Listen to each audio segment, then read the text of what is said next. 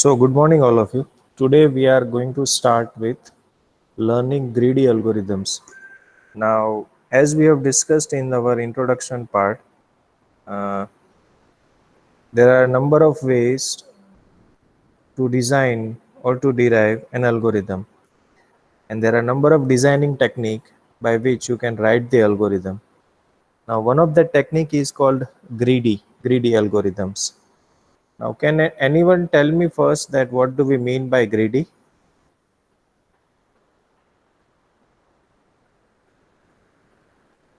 What is greedy in general?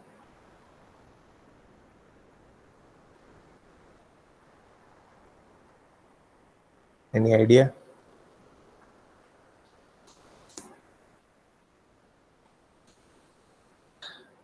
Okay, let me give you a very uh, straightforward meaning of greedy. I think greedy has different meaning in different context, but here, what do we mean by greedy is short-sighted. What I should say, short-sighted means that you are actually not worried about the future. You are only concerned about the current scenario or the present scenario. So this is the approach which actually follows uh, the current. That means whatever decision this algorithm or this technique is making, it is only based on the knowledge of the current situation. Now, to better understand this, I think the classical example is the way we are choosing our engineering field.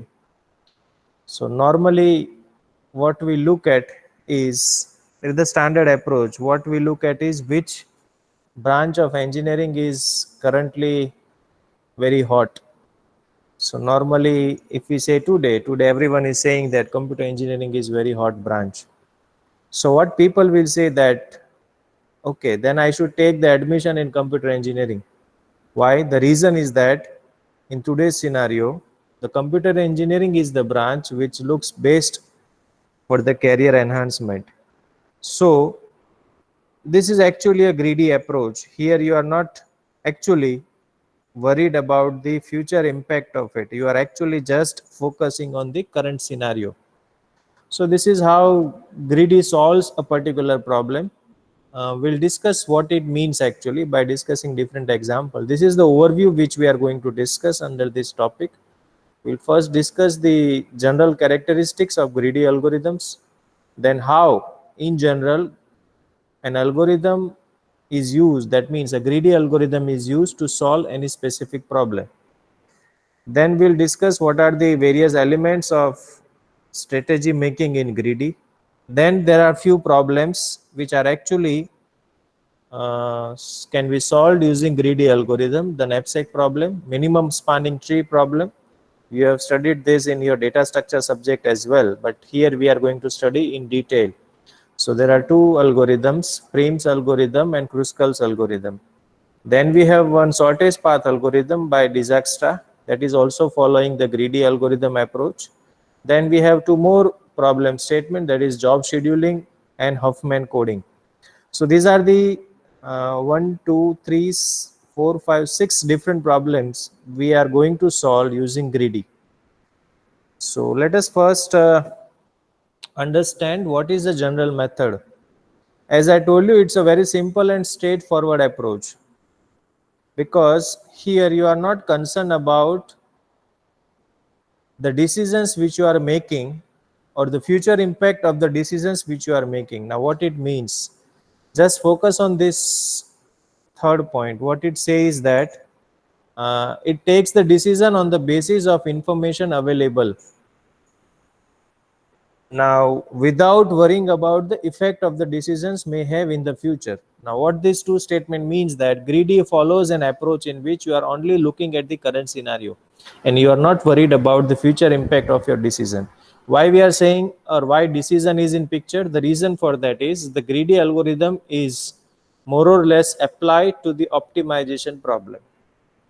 So now we are actually exploring more and more complicated terms. So let us first focus on what do we mean by optimization problem. Tell me, what is optimization? First of all, anyone? When I say I want to optimize something, what it means?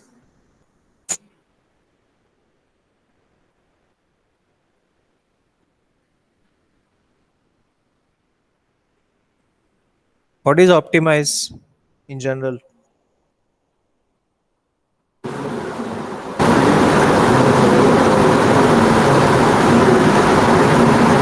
Okay, to increase efficiency. Fine.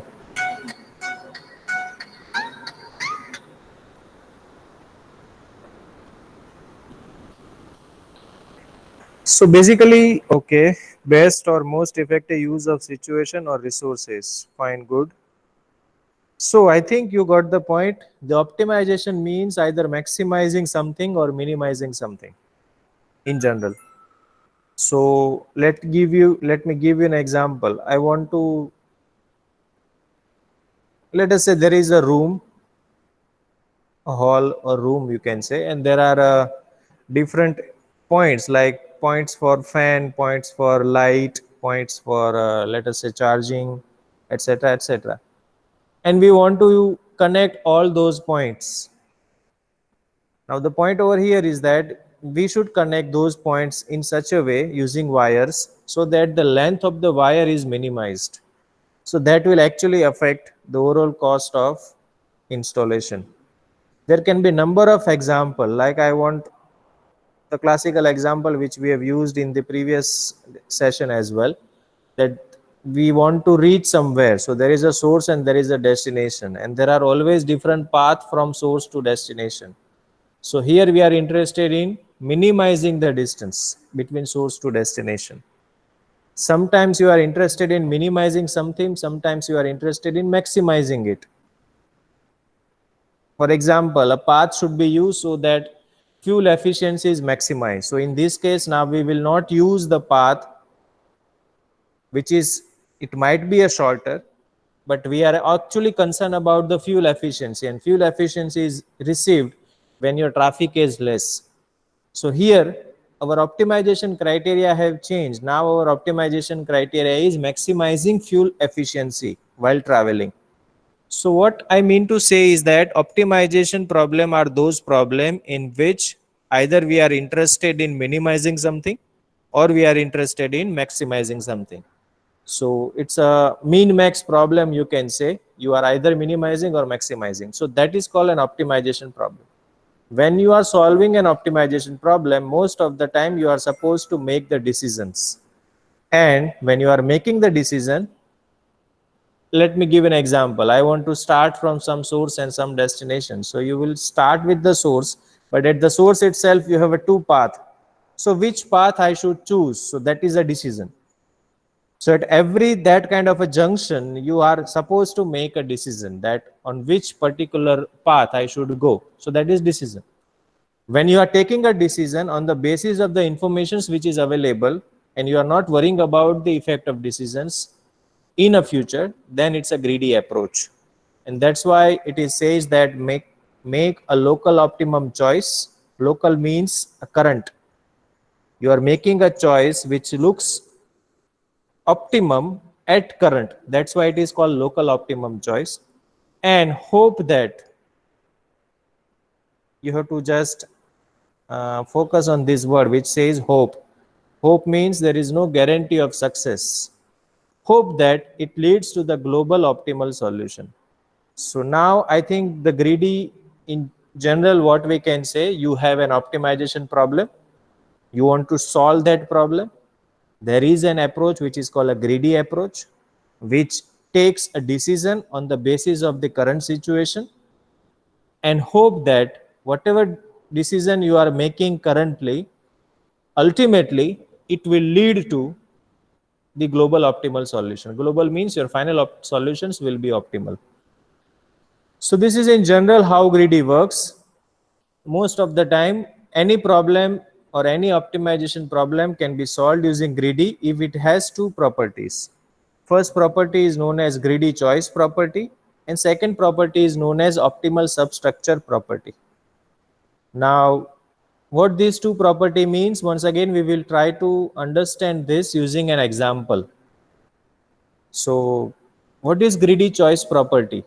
You have a problem statement, but you must have a greedy choice property or optimal substructure property to solve that problem using greedy approach.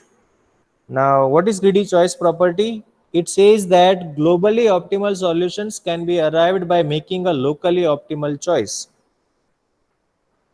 We'll continue with the same example for your better understanding. If I want to start with some source and I will go to some destination, like I want to say that I want to start with a station and my destination point is let us say Athwa Gate circle. So now you have actually two paths. One is via ring road and second is via main road, that is via Bhagal and Chowk. I'm talking about the Surat city. So now what I mean to say is that you are at the first point, you are at the station. At that point only, you first will come at the Delhi gate. So Delhi gate is actually the junction where you are supposed to make a decision that whether I should follow a ring road or whether I should follow a main road or a road via Bhagal and Chowk. Now, when you make this decision, what this property says that if you are making this decision, then you have another choice to make. And what it says, when you are making one decision and you are making another next decision, always that next decision will lead to the optimal one. This might not be clear right now. Whatever I'm saying, you may not understand it, but that's fine. Okay. And that's why we have a series of problem statement which will make you, which will ensure you that you understand this method in general. So don't worry about the terms right now. You just try to understand what is the method. Method says that if I want to optimize the path between these two source and destination point, I can optimize it by making small decisions. So every time, let us say I want to start with a station and I want to reach at the Delhi gate. So if I choose the path between station and Delhi gate as an optimal one, then you have another path between Delhi gate to some X point, then you have other path from X to some Y point, then you have another shorter path from Y to some Z, and then you have Z to Athwa gate. What this property says, for every this individual or this smaller path, if your choice is optimal, then final result will be always optimal. So if you are saying that you have chosen an optimal path from station to Delhi gate and every other intermediate path, then you have assurance that finally your source to destination, that is your station to Athwa gate path, will be optimal. That is what this property says. It says that if you are making an optimal choice or the local optimal choice, or if your choices are locally optimal, then it is assured that final solution is always optimal. That is what this property says. Same way, this is a same property in some another terms. You can say it's an optimal substructure property. What it says that optimal solution to the problem contain optimal sub-solution. These two seems a different property, but they are actually same from an understanding perspective. Let us start another problem statement that is called an activity selection problem. Now, let us not go inside this problem statement. Let us continue with the same problem statement. What it says, optimal substructure. Now, you have a problem statement that find out the shortest path between station to Athwa gate. Now, this problem statement can be divided into the sub problems. So what I am saying now is find out the shortest path between station to Delhi gate. Then find out the shortest path between Delhi gate to Athwa gate. So this now has been divided into two different problem statement. Once again, this can be divided further. So what this property says that Optimal solution to the problem contain optimal sub solution. It means that if you solve the sub problem and if you are gaining that solution is optimal, then it is assured that final solution is also optimal. So it sounds similar to the previous property, but somehow there are two different terms which are used for understanding a problem which is eligible for greedy solution or not. Every problem cannot be solved using greedy, right? Optimization problem can be solved, but this problem statement must have either of these two properties. So this is about greedy choice property. We will not look inside detail of this because no matter how many times you discuss on this, it's not going to be understood unless and until we discuss and we understand it by examples. So let us focus on that part. Before we go inside the example, we'll first try to understand some terminologies. So these are the terminologies which is widely used in any optimization problem. First one is called a feasible solution. A feasible solution is actually a solution which is obtained when the algorithm terminates such that none of the input condition violates.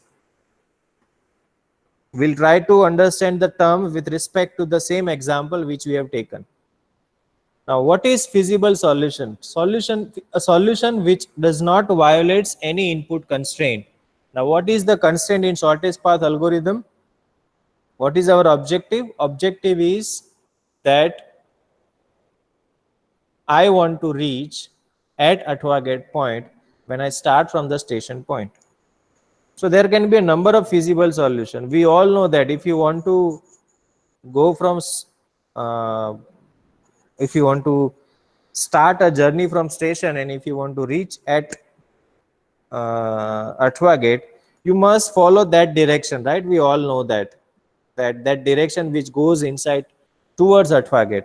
But someone may argue that, okay, I don't want to go in that direction. I will first go to the Katargam, and then from Katargam I will come to the Chowk, and then from Chowk I will go to the Athwa gate. So is it a solution? What's your thought?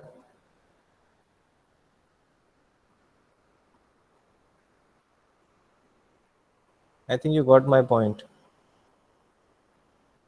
Are you getting my point? What I'm saying is that I want to start a journey from station and I want to reach at Athwa gate. Everybody knows that that path should be towards or from Delhi gate, but I'm not going that path. I'm just going into the north, into the Katargam, and from that north I am following another path to reach at the Athwa gate. So is it a solution for my problem statement? Yes, that's right. It is a solution. The reason for that is because we are reaching at the destination. Once we start from the source, because we are reaching at the destination, then that's why it is a solution. Our objective was to reach at that particular point. So every this type of a solution is called a feasible solution. It may not be optimal, but it is a solution. That's called a feasible solution. That's why definition says that it is a solution obtained when algorithm terminates. That means the task is over and none of the input condition has violated. So every of this type of a solution is called a feasible solution. So obviously for any optimization problem, there can be n number of feasible solutions. Second term which is to be understood is called an optimal solution. Now it's a subset of a feasible solution. So there can be 100 feasible solution, but out of that 100 feasible solution, there can be only few optimal solution. Most of the time it is one or two only. So what this optimal solution says? An optimal solution is a feasible solution for which optimization function is maximized. Now we have 100 number of feasible solution, but we are picking one of that for which optimization function is maximized.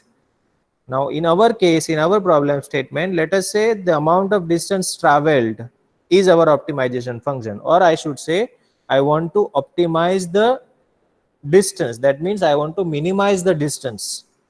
So minimizing the distance is our optimization function. So now you have a number of feasible solution. Find out the distance for all the feasible solutions. Pick up a path for which distance is minimum. When you reach at this solution, that solution is called an optimal solution. Now, optimal solution always depends on the optimization function. In our case, the optimization function was the minimizing distance. Sometimes, as I told you, optimization function can be maximizing the fuel efficiency. So when you have this kind of an optimization function, now we are not just concerned about the distance, you are also concerned about the fuel efficiency, or let us say minimizing the time. That can be more clear to understand. So I want to start at some source, I want to reach at the destination, but I want to minimize the time required for that. So for this case, my optimization function is minimizing time. Now for this, if I want to minimize the time, then obviously I have to look at the different parameters. Now I will follow that path which has less traffic. I can also consider the time as well. That means on which duration I am traveling. For office hour, the main road may be optimal. For non-office hour, main road can be optimal. Okay, because during office hour, the road via Bhagal and Chowk is always busy, so it takes a lots of time. But when you are not following, or when you are not traveling through an office hours, then it may be optimal. So it means what I want to convey is that an optimal solution is a solution for which optimization function is maximized. So here the importance is, what is your optimization function, right? It can be different optimization function. Based on the different optimization function, you can have different optimal solutions. So the third term is called suboptimal solution. Now it is not always possible to come with the optimal solution. So what we normally do is we find out a feasible solution which is very close to optimal solution.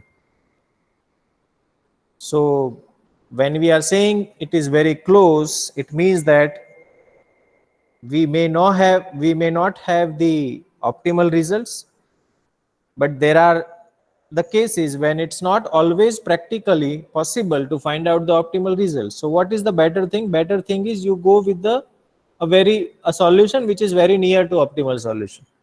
We'll understand what it means. But greedy gives you that suboptimal solution. Greedy does not gives you the guarantee of optimal solution. The approach which we follow in greedy approach does not gives you the guarantee of optimality, but it always gives you the guarantee of suboptimality. So that's why this is also important. It is a type of solution which is very close, which is very near to optimal solution. The last terminology which I think should be discussed is called approximation algorithm. Now it's basically the word is used is approximation. Approximation means you are approximating something. That means you are not accurating. That means you are not interested in the accurate results, the precise one. What you are doing is you are just want to go as close as possible to the precise one. So that is called an approximation. So this is an algorithm which is used to obtain the suboptimal solution, a solution which is very near to optimal solution. However, it is not an optimal solution. So this is about the terminologies. I hope the terms are cleared. Feasible means your input conditions is not violated. Optimal means a part of a solution or a feasible solution for which optimization function is maximized. There can be only one optimal solution. A feasible solution which is very close to the optimal solution, which is called as a suboptimal solution. There can be multiple number of suboptimal solutions for a same problem statement. And there is an approximation algorithm which is used to obtain suboptimal solution. So this was about the terminology, and this is a general greedy approach. I think this algorithm highlights how greedy algorithms works. So basically there are two inputs, you can say. One is A and second is N. A contains an array of inputs, N is the size of the array. So what you are doing in this approach, you are starting with the no solution. So that's why we are saying solution is equal to null or phi. Then you are doing some approach. Let us say we are running a for loop. You are looking at each and every input. So for I equal to 1 to n, then what you are doing is you are finding out some x. X is derived from A by using some function called select. Now just try to put this, or just try to understand this, and let us say you have to make a decision, but while making that decision you have a different parameters. You observe those parameters, and from all those observations you pick any one of it. So there can be 5 number of branches to select, but from that 5 number of branches you apply your own intelligence. You apply the current situations parameter, you apply the history of informations, and you pick any one branch. So that is called a select function. Select function means out of all the inputs you are picking any one of it. Then you are, whatever is being selected, you are checking its feasibility. So there is another function which is called feasible, which always return true or false, and which identifies whether whatever you have picked up x is a part of feasible solution or not. That means whatever you have choose can become feasible solution or not. So then you are adding it to the solution space. Then you are saying what? Solution is equal to union solution x. That means whatever feasible solution you have identified, you are adding it to the main solution. And ultimately when you finish this entire part, you will get at a solution which is an optimal solution. The important thing which is to be considered is that at each stage, the whatever decisions we are making, they are irreversible. The reason for that I am saying is, at no point of time in greedy algorithm, you are removing something which was initially part of your solution. It's like you choose the branch as computer engineering, and after 3 years, you are changing it to electrical engineering. No, it's not possible. Once you take the decision, you have to stick with that. Once you have take the decision that my traversal or my traverse will go from Delhi Gate to Sahara Darwaja, so you will traverse to that path. Now at Sahara Darwaja, you come to know that there is a accident on that particular bridge, and from your knowledge it is being observed that now this will actually not allow me to go further, so let me take another route. So you are going from Sahara Darwaja to come back to the Delhi Gate. No, that is not allowed when you are in greedy. You can never reverse your decision. Once you are reach at the Sahara Darwaja, you might find something else to bypass that particular accident zone, but there is no point, or there is no way back. That is why we are saying that greedy does not reverse the decisions, and that's why it is a simpler one. The strength of the greedy lies in its in simplicity. You are never worried about the future impact of the decision, and that's why, because it's a simple and you are not complicating the things, greedy does not gives you the guarantee of optimality as well. What it says, greedy gives near optimal solution and not real optimal solution. So always there is a simplicity, but at the same side, when you have a simpler approach, you might not have the accurate result. So that's how this greedy works. Okay,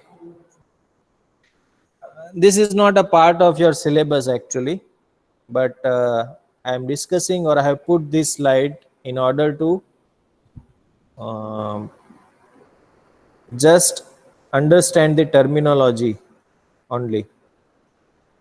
So let us try to understand it. It's called a thirsty baby problem. Now, let us say there are small children's. There are, let us say there is a nursery school, something like that, and there are n number of babies, and there is a total milk available, capital T. So capital T is the amount of total milk available. N is small n is actually the number of children. Then there is, let us say, a parameter which is called SI. SI represents the thirst of baby I. So there are n number of children starting from 1 to n. So S1 represents the thirst of baby 1, then S2 represents the thirst of baby 2. Then there is a constraint called AI. AI means the maximum milk a baby I can drink. So its thirst might be 100 ml, but you cannot give beyond 120 ml to that particular baby. So for every particular child, you have these two parameters defined, a thirst and a maximum limit. So you have SI and AI representing that. What is our objective? Objective is to find out something called XI, such that SI into XI is maximum. Now what this means actually, let us say all children are crying, they all want milk, but we don't have a sufficient milk which can fulfill their thirst of each and every baby. So what we'll be doing is, we want to make sure that more number of babies get their amount or get their required amount of milk. So let us represent this by xi. Let us say x is either 0 or 1. 0 means that baby I got it milk. 1 means that baby I got it milk, and 0 means that baby I doesn't, or it not received that part of a milk. Our objective is we want to maximize this. That means obviously different babies have different thirst. So we want more number of children should be, let us say they all are crying. We want to stop them crying. So what is the best thing? You give milk to the maximum number of babies, so that maximum number of children are stops crying. Obviously there will be some babies will still keep on crying because they are not getting their part of milk. Our objective is to maximize the number of children which are getting their part of milk. But obviously there is a constraint, and what is that constraint? You cannot give every milk or you cannot give a milk to each and every baby as per their thirst, because the reason is there is a limit on that, that is capital T. So the constraint is the total of xi should be equal to T, and it cannot be greater than T. Obviously at every point of time, whatever is the amount you are giving xi, it has to be less than ai. So that is the second constraint. You cannot give a milk beyond ai. Ai is the maximum milk a baby I can drink, and there are n number of children. We are not going to solve this problem, but I have put this slide to just understand how to represent a problem. It's an optimization problem. There are n number of children. They all are crying for milk. Each of them having their own thirst. Each of them having their own limitations. And total milk also has some limitations. Our objective is to make sure that maximum of them have stopped crying due to milk. Right? So this is an optimization problem, and it can be solved using greedy. We are not going to solve it, but this is just for your understanding. I have put this slide. So I hope this is clear till this point. Before we look inside this next topic, let me ask you something. Any doubt till this point, something which you are not able to understand? At this point of time, you must able to understand that greedy means making a decision. Greedy applies to the optimization problem. Greedy means making a decision, but while making a decision, you are only looking at the current scenario. You are not looking at the future impact of your decision. You are not going to reverse back at any point of time while making your decision. That means reverse back means you are not going to reverse your decision at any point of time. This is the approach, and at if you are following this approach, what you are getting is a solution which is may not be equal to the optimal solution, or it may not be equal to the solution which you wanted, but it is always near to solution which you wanted. So this is called, in general, the overview of greedy technique. Is this clear? Any doubt this till this point?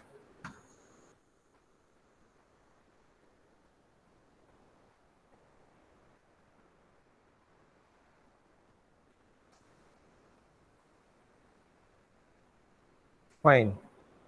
Thanks for the response.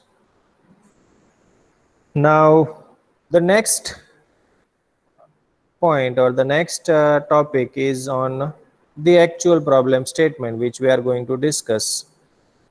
The first problem statement, which is very popular problem statement when you are understanding the algorithms, which is called a knapsack problem. First of all, what is a knapsack? Knapsack is kind of a bag. Let us say you have a backpack, a big bag, you can say. I know that problem statement is very popular, but the scenario or the situation is not that which we can be proud of. So basically, it's a problem statement for a thief. ચોર માટેનો problem છે આ. So let us assume a situation in which there is a thief. He has a knapsack, that means a bag or a big bag. He goes inside some, let us say, superstore, and he want to. It's a thief, so basically he wants to steal some things. वो चोरी करवा आवेलो છે ત્યાં. So let us say it's a superstore. So it has everything starting from Parle G to iPhone 11, right? Now, obviously, if anyone is a thief and if he has a number of options available, the first thing is that he has a knapsack. So it means it means that he cannot capture the entire superstore, isn't it? Because it has a limitations that it cannot go beyond something. So basically, there is a first limitation, that the constraint is that he has a knapsack, and knapsack has a capacity. So you have a capacity of knapsack, capital W. What it says a maximum load a knapsack can carry, right? So that is the first constraint. Second, it's a superstore and there are n number of items. Every item has some value and some weight associated, right? So if you start from the Parle G, it has some value, 5 rupees, and it has some weight, 100 grams. So if you have a Parle G, a value 5 rupees and weight 100 grams, and you have an iPhone, value 70,000 and weight 160 grams. Got the point?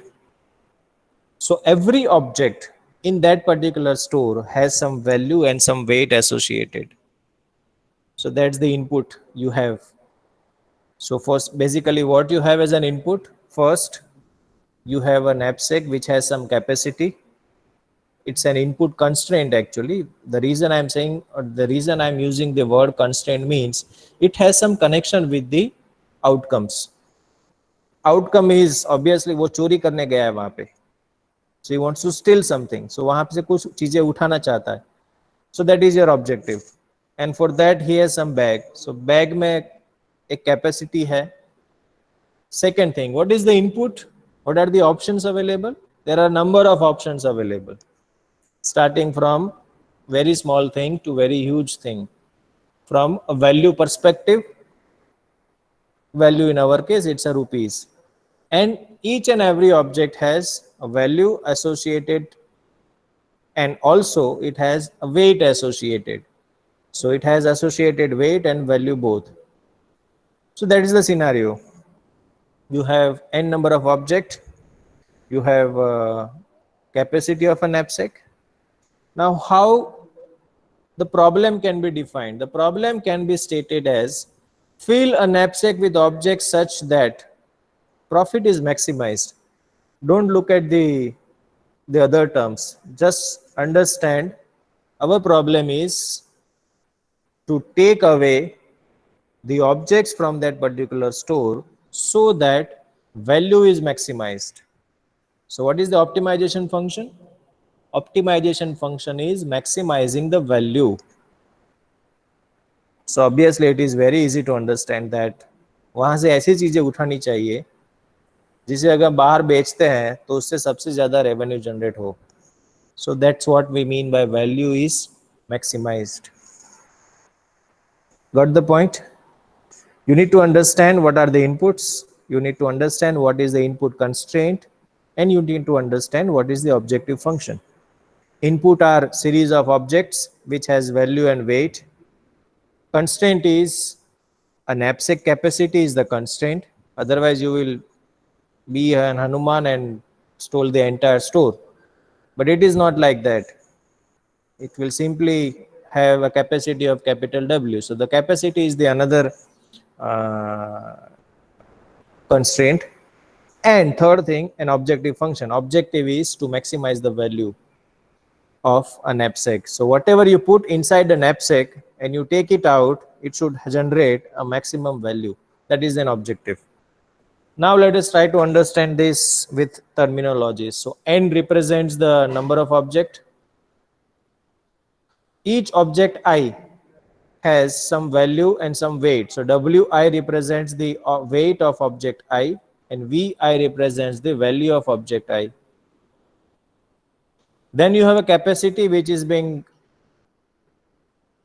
represented by capital W. Then you have a problem statement with an optimization function. Optimization function is we want to maximize the profit. Now how the profit is calculated? Profit is calculated by using this equation. Summation of 1 to n xi multiplied by Vi. Vi we know, Vi is value of object I. Xi is our actual output, right? So output is xi. Obviously, when you have a knapsack problem,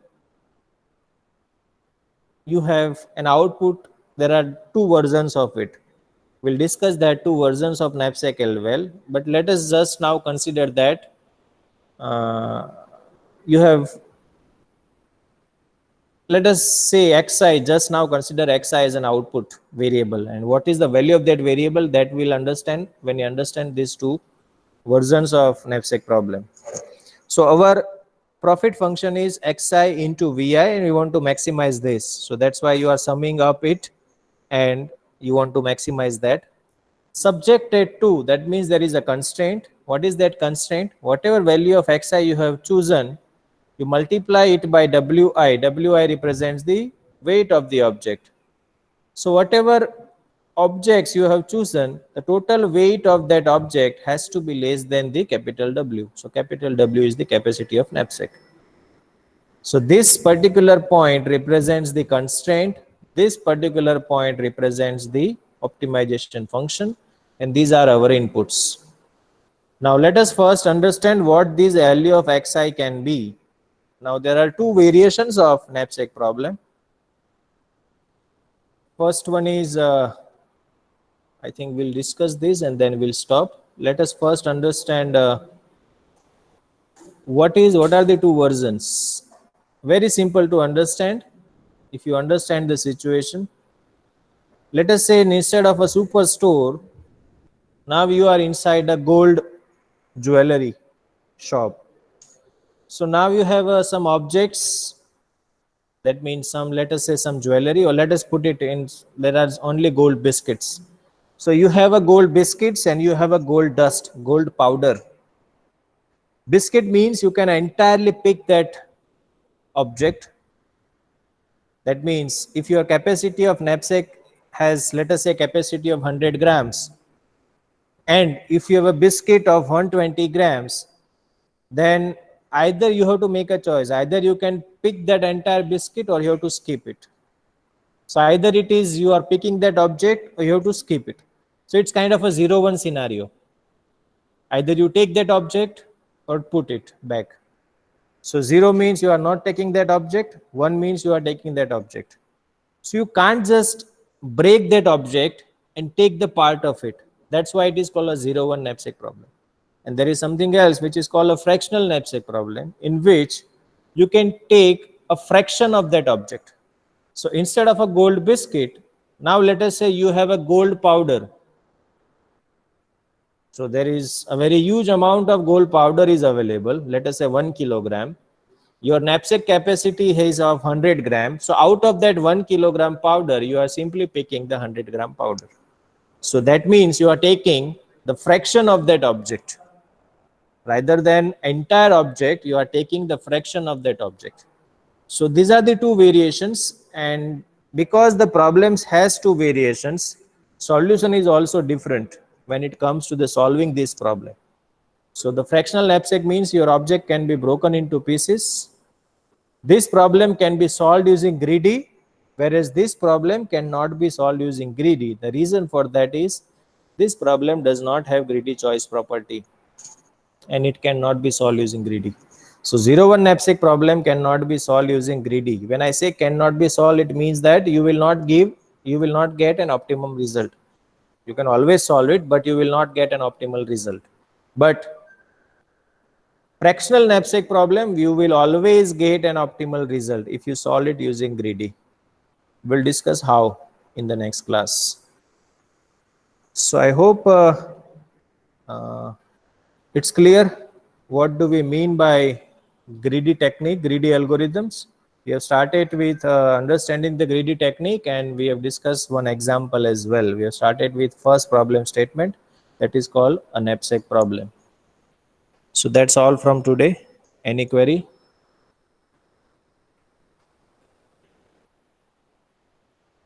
Any questions?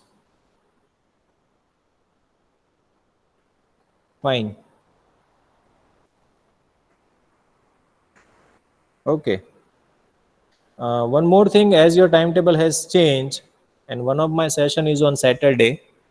So, and I have already sent a mail that Saturday sessions are lab sessions, and it will be on the working Saturday only. But my lecture will be there on every Saturday. So don't consider that lecture as a lab session, but it will be a lecture only. So unless and until I inform you that session will not be conducted, you have to consider that Saturday session for algorithm is there on every Saturday, right? So this is just for your information. Okay.